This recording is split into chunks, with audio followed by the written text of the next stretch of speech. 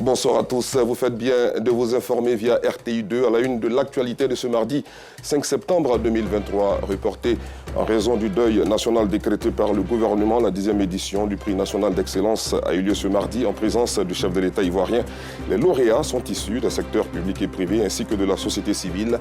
Les détails dans quelques instants. Le carton rouge s'intéresse ce jour à la pollution de l'atmosphère par les véhicules.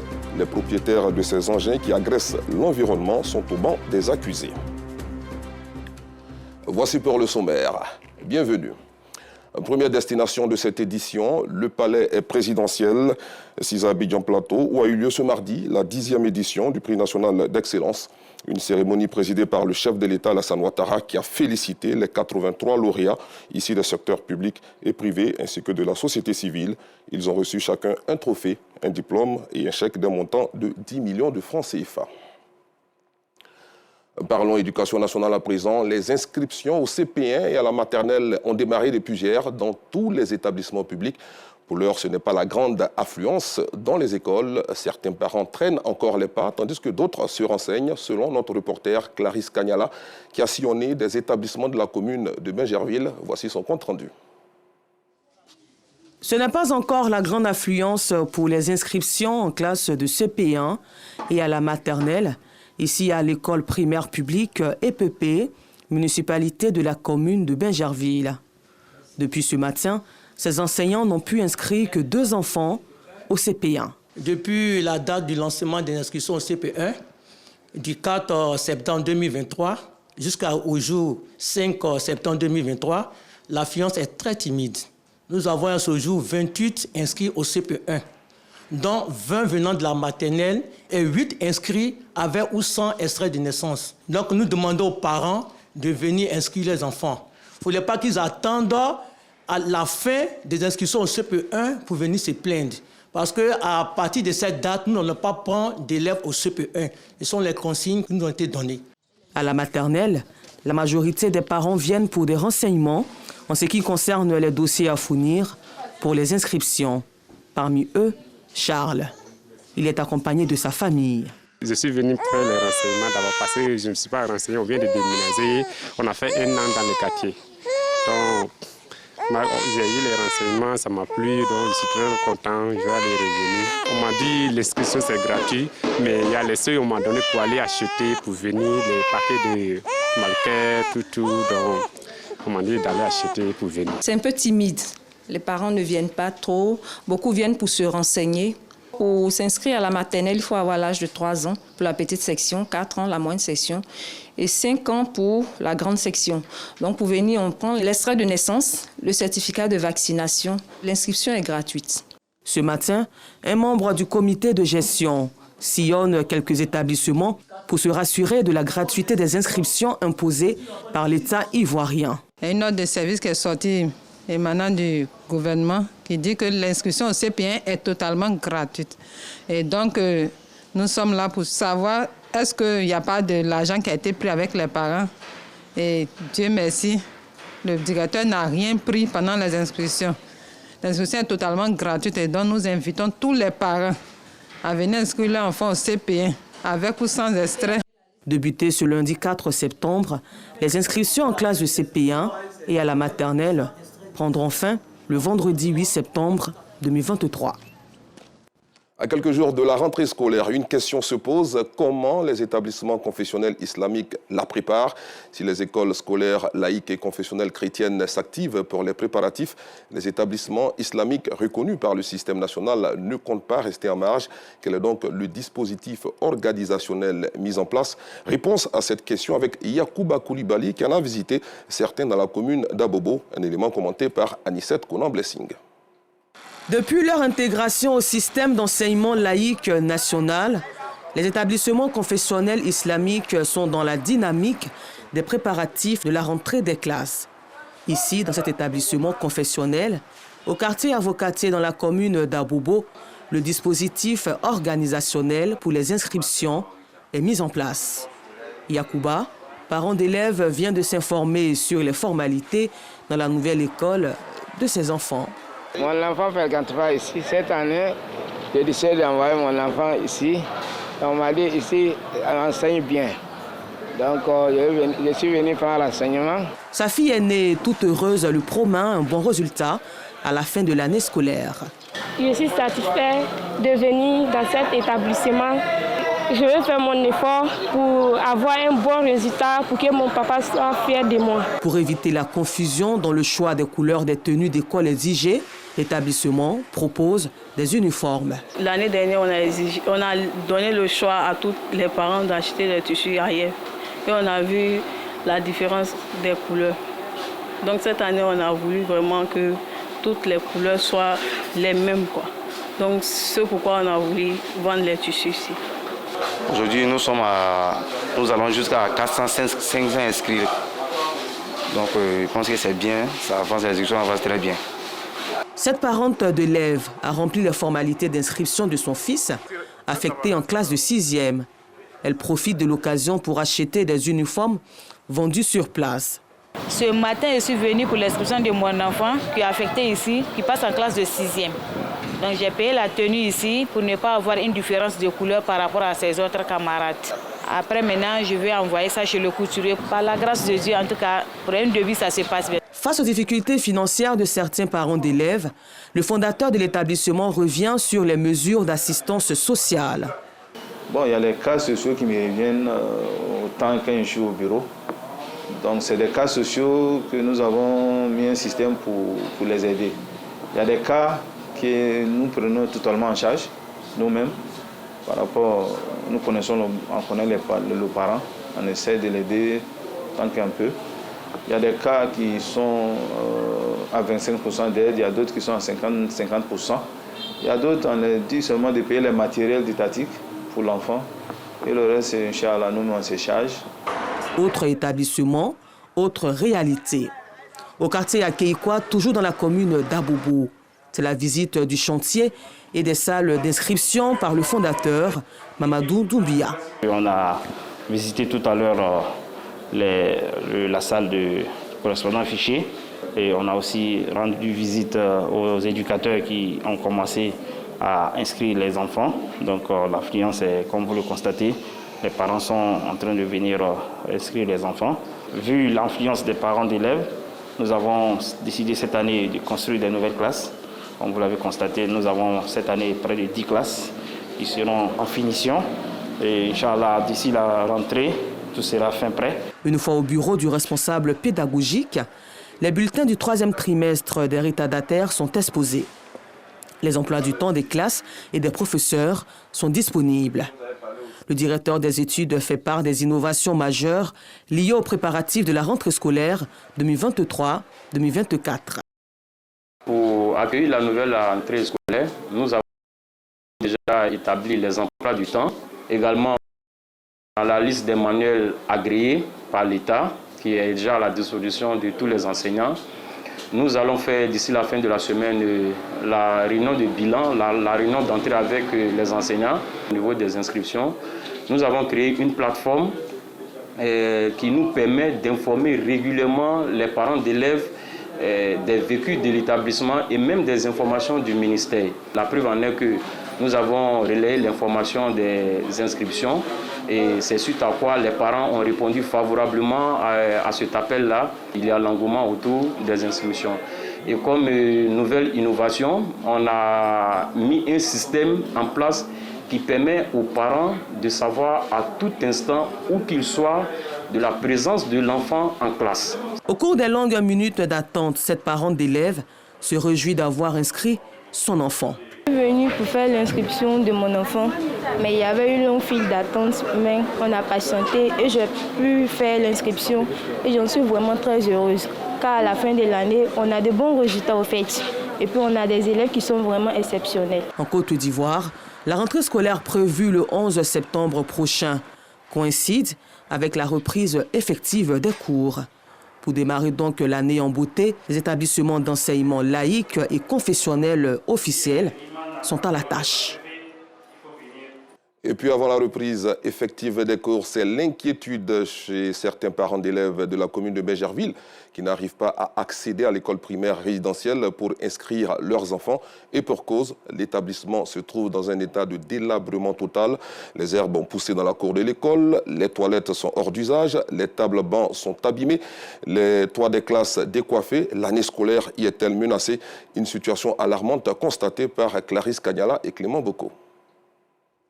Portail presque inexistant, cour envahi par des herbes, toilettes hors d'usage, des tas d'ordures ici et là. C'est le triste visage de l'école primaire résidentielle de la commune de Bingerville à 6 jours de la rentrée scolaire. Difficile pour les parents d'élèves d'y accéder pour inscrire leurs enfants. Selon certains parents, cela fait plusieurs années que cette école se trouve dans cet état de délabrement. L'année passée, c'était la même chose. Je suis venue, j'étais enceinte de 7 mois. Je suis venue voir ma fille qui était au CE1. En descendant l'escalier, j'ai trébuché et je suis tombée. Et la maîtresse même qui est venue avec des parents d'élèves m'ont soulevée, puis je me suis tendue. Non, imaginez-vous quelle serait la situation de nos enfants. Si nous-mêmes les parents tombent et les enfants. La clôture effondrée, il y a quelques années, a été remplacée par de vieilles tôles qui menacent de céder. Plusieurs salles de classe sont décoiffées, des salles de classe qui abritent des tables bancs abîmées. Véritable désolation pour les parents. L'école est totalement foutue. Il n'y a pas d'entretien pour l'école. Voilà, les toilettes, les escaliers même sont presque, vous m'avez vu descendre tout à l'heure là. En tout cas, c'est difficile. Dans quelles conditions les enfants vont travailler? Il n'y a pas d'escalier, vous-même vous avez vu. Ici, que ce soit en bas, tout est foutu. Même le mât là pour le drapeau, il n'y en a pas. Le nouveau directeur de l'établissement ne sait comment faire face à cet épineux problème à l'approche de la rentrée scolaire. Le constat, il est amer. Parce que de là où je viens, quand je fais la comparaison, c'est complètement le jour et la nuit.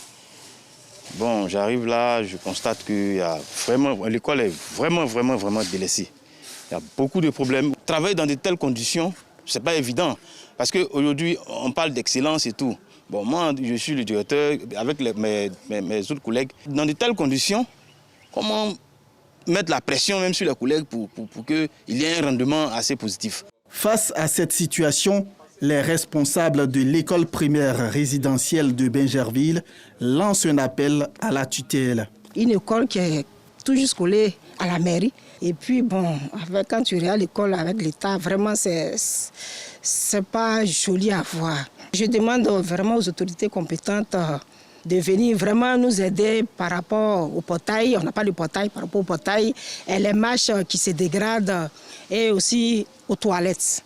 Et à la toiture aussi de l'école, de venir nous aider pour une école de qualité. En attendant qu'une solution soit trouvée, c'est avec le cœur serré que les enfants reprendront les cours dans cette école insalubre et dégradée. Place à la rubrique Carton rouge.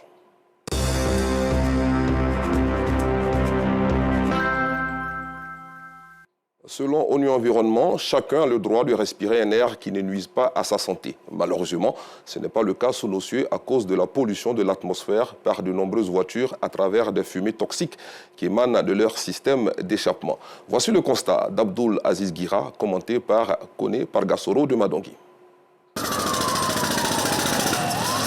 Ce spectacle est courant à Abidjan. Ce scénario se produit une centaine de fois dans le district autonome d'Abidjan. Des véhicules vieux, âgés font la loi sur la plupart des acteurs de la ville. Mal entretenus, mal en point et vétustes, ces véhicules moyenâgeux, des véhicules dont les moteurs en difficulté, les moteurs morts, distribuent sans être inquiétés des nuages de fumée sur nos routes et à tous les coins de rue. L'impact de cette forte fumée qui sort des échappements de ces véhicules est perceptible chez les commerçants qui exercent aux abords des routes. Passer donc une journée sans aspirer cette odeur de fumée relève de l'extraordinaire. Pour les fumées d'échappement, là, ça c'est un quotidien pour nous. Ça dérange beaucoup, mais comme on est au bord de la route, On est habitué à ça, puis bon, on vit avec. Aspirer cette fumée, les passants ou même les piétons qui attendent les véhicules des transports en commun en savent quelque chose.